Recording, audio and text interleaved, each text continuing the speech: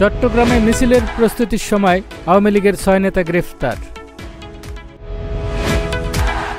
সনাতন জাগরণ জোটের মুখপাত্র চিন্ময় কৃষ্ণ দাসের মুক্তির দাবিতে মিছিলে প্রস্তুতি নেওয়ার সময় আওয়ামী লীগ ও যুবলীগের ৬ নেতাকর্মীকে গ্রেফতার করেছে পুলিশ।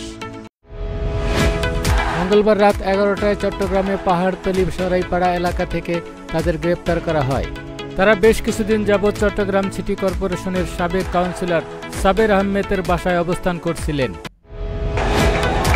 গ্রেপ্তারকারীরা হলেন মিরসরাই উপজেলা ১৩ নম্বর মায়াবী ইউনিয়নের আওয়ামী লীগের সাধারণ সম্পাদক মামুনুর রশিদ, মায়াবী ইউনিয়নের আওয়ামী লীগের সাংগঠনিক সম্পাদক ও ১ নং ওয়ার্ডের সাবেক ইউপি সদস্য মোহাম্মদ ইয়াসিন উল্লাহ,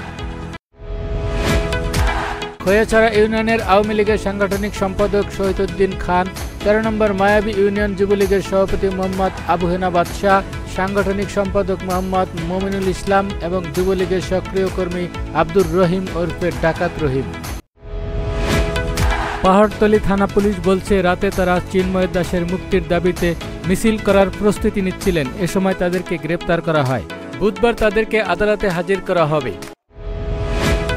তাদের বিরুদ্ধে মিরসরাই ও জোরারগঞ্জ থানায় চুরি, ডাকাতি, ভাঙচুর, অগ্নিসংযোগ ও মাদক চোরাচালান ও জমি দখল সহ একাধিক মামলা রয়েছে।